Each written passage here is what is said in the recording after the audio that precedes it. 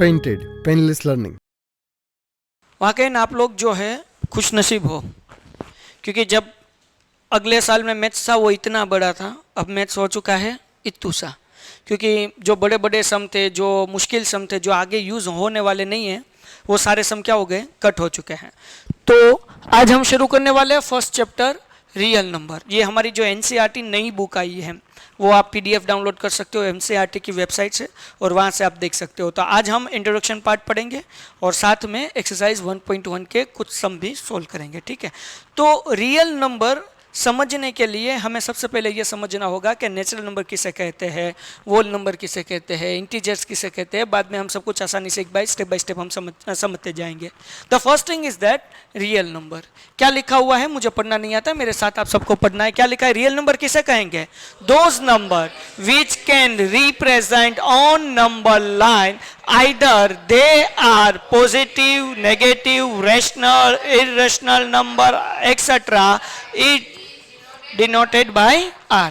इसका मतलब क्या होता है कि ऐसा कोई नंबर जिसे हम नंबर लाइन पे लिख सकते हो, उन सारे नंबर को हम रियल नंबर कहेंगे। समझ में आ गया सबको। रियल नंबर किसे कहेंगे कि जिस नंबर को हम नंबर लाइन पर लिख सकते हैं या फिर बता सकते हैं, नोट कर सकते हैं, उस सारे नंबर को हम क्या कहेंगे, रियल नंबर। उसमें जो है पॉजिटिव नंबर भी आ गए, नेगेटिव भी आ गए, रेशनल भी आ गए, इरेशनल भी आ गए। मतलब क्या कि कोई भी नंबर हो, उस सारे नंबर को हम रियल नंबर कह सकते हैं।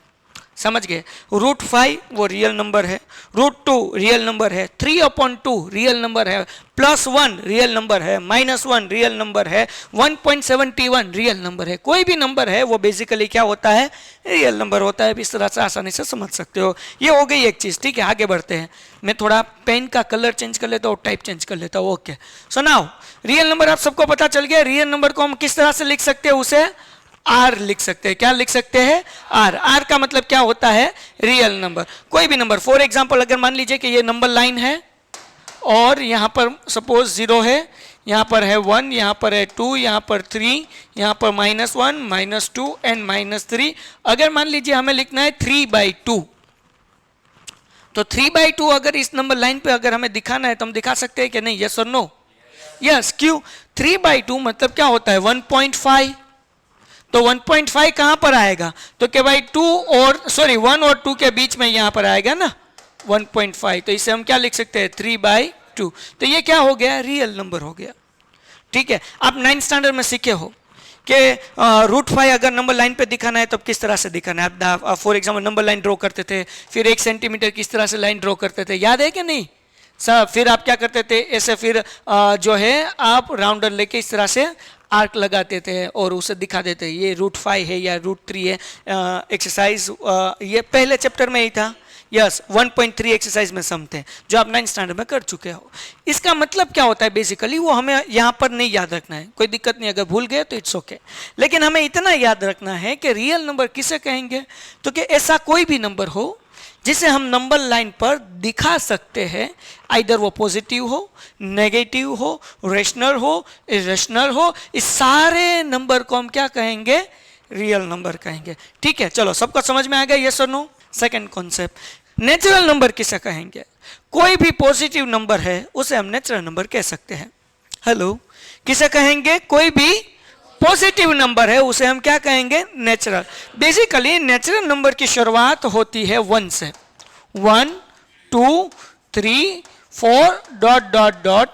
तो ये क्या हो गया, नेचुरल नंबर हो गया। किसी को कोई डाउट, कोई भी पॉजिटिव नंबर है उसे हम क्या कहेंगे, नेचुरल नंबर है, हाँ उसे हम आगे कहेंगे। लेकिन अगर 1 2 3 4 5 6 7 8 है तो वो क्या होगा, हमारे लिए नेचुरल नंबर होगा। क्लियर है, आगे बढ़ जाते हैं। उसके बाद हमें होल नंबर कहा गया। होल नंबर क्या होता है, it is group of all natural number including 0। यानी कि जो नेचुरल नंबर है 1 से लेकर सारे पॉजिटिव नंबर इसमें आएंगे, लेकिन इंक्लूडिंग क्या रहेगा, 0। तो समझने के लिए हम ये लिख सकते हैं कि होल नंबर का मतलब क्या होता है, होल नंबर शुरू होता है 0 से। कहां से शुरू होगा, 0। उसके बाद क्या आएगा, 1 4 ... क्लियर है कि नहीं, समझ में आ रहा है कि नहीं? तो रियल नंबर मतलब कि ऐसा कोई नंबर जिसे हम नंबर लाइन पर दिखा सकते हो उसे रियल नंबर कहेंगे। नेचुरल नंबर जिसकी शुरुआत 1 से होती हो उसे हम क्या कहेंगे? नेचुरल नंबर कहेंगे। होल नंबर तो जिसकी शुरुआत 0 से हो। ठीक है, आगे बढ़ जाते हैं। आगे क्या लिखा हुआ है? इंटीजर्स। क्या लिखा हुआ है? तो आप देखिए, ऐसे नंबर का group, it is a group of whole numbers that can be positive, negative और 0, it is denoted by Z। यानी कि ऐसा नंबर जिसमें 0 भी है, माइनस वाले सारे नंबर है और प्लस वाले भी सारे नंबर है, उसे हम क्या कहेंगे? इंटीजर्स। इंटीजर्स को किस तरह से लिखेंगे? Z से। तो इसमें क्या आता है? 0 भी आएगा, फिर positive number 1 2 3 dot dot dot, और नेगेटिव नंबर भी आएगा -1 -2 -3 डॉट डॉट डॉट। समझ में आ रहा है क्या नहीं? ओके, आगे बढ़ जाते हैं। अब देखिए यहां पर रेशनल नंबर है ना। रेशनल नंबर किसे कहेंगे? ध्यान रखो, रेशनल और इरेशनल नंबर में बहुत सारे बच्चे कंफ्यूज होते हैं। किस नंबर को रेशनल कहेंगे या किस नंबर को इरेशनल कहेंगे? तो पहली चीज, जो n है वो w है, यानी कि नेचुरल नंबर, ओड नंबर और इंटीजर्स, ये सारे रेशनल नंबर है। और ऐसे नंबर जो PQ फॉर्म में हम लिखे और उनका आंसर पॉइंट के बाद बंद हो जाता है, 1 2 डिजिट के बाद, 3 डिजिट के बाद आंसर क्या हो जाता है? पॉइंट के बाद बंद हो जाता है। तो ऐसे नंबर को हम क्या कहेंगे? Rational number. अभी अब रेशनल नंबर कहेंगे। अभी मैं एग्जांपल देके आपको एक्सप्लेन करता हूं तो आपको अच्छी तरह से समझ में आ जाएगा। देखिए क्या लिखा है, पहले वो पढ़ लेते हैं। The number which are in the form of PQ, ऐसा नंबर जो PQ फॉर्म में है। PQ फॉर्म का मतलब क्या होता है? फॉर सपोज 2/3 या 3/2, ऐसा अपॉन वाला नंबर, तो इसे P कहेंगे और इसे क्या कहेंगे? Q। अब मान लीजिए ये 5, तो क्या ये नंबर PQ फॉर्म में है या नहीं है? है। मैं अपॉन में 1 लिख सकता हूं क्या? नहीं। 5/1, तो आंसर क्या मिलेगा? 5।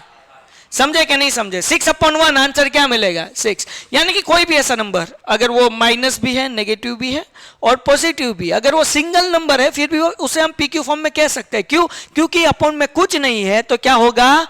1 तो होगा ही।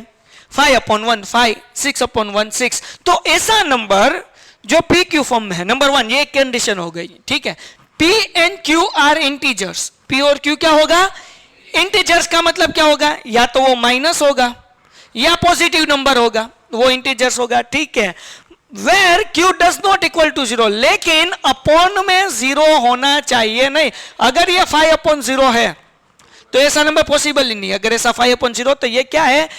उसे हम कहेंगे इनफाइनाइट कहेंगे। क्या कहेंगे? या नॉट डिफाइंड कहेंगे। ऐसा नंबर कभी हो सकता नहीं। अगर आप कैलकुलेटर में भी करो 5/0 तो कुछ आंसर ही नहीं आएगा, एरर आ जाएगी।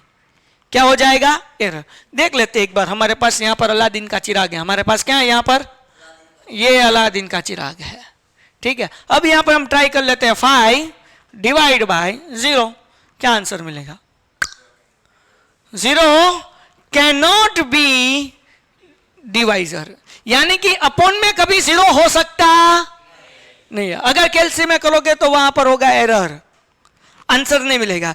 ऊपर 0 हो सकता है, 0/5 हो सकता है, ये हो सकता है 0/5 0, लेकिन 5/0 हो सकता नहीं। मतलब क्या कि Q के बराबर कभी भी 0 होगा नहीं।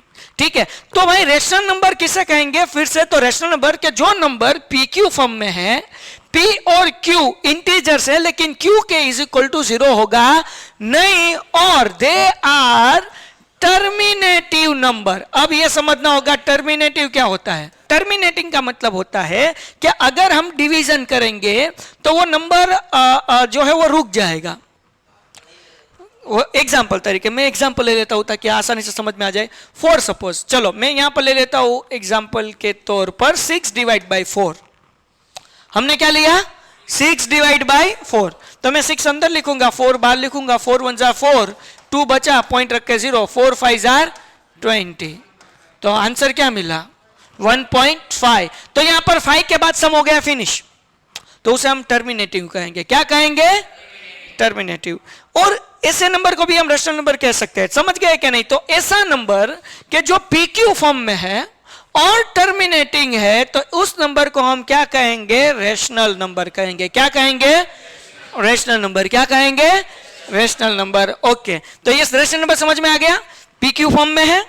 दूसरी चीज ये कि Q is equal does not equal to 0, यानी कि Q के बदले कभी 0 होगा नहीं। और क्या होगा? टर्मिनेटिंग। टर्मिनेटिंग क्या होगा कि वो पॉइंट के बाद या तो इक्वल नंबर आएंगे, कभी ऐसा हो सकता है, ऐसा आपने क्या किया होगा कि फॉर एग्जांपल 5.333 ऐसा कंटिन्यू रहता है, तो हम क्या लिख सकते हैं? 5.3 बार ऐसा लिख सकते हैं ना, तो इसे भी हम रेशनल नंबर कह सकते हैं। इरेशनल नंबर किसे कहेंगे? इरेशनल नंबर फॉर एग्जांपल कहेंगे पाई। अगर 22/7 करेंगे आप तो हम लिखते हैं 3.14। हम क्या लिखते हैं? वो तो एक्चुअली पहले 2 डिजिट ही लिखते हैं।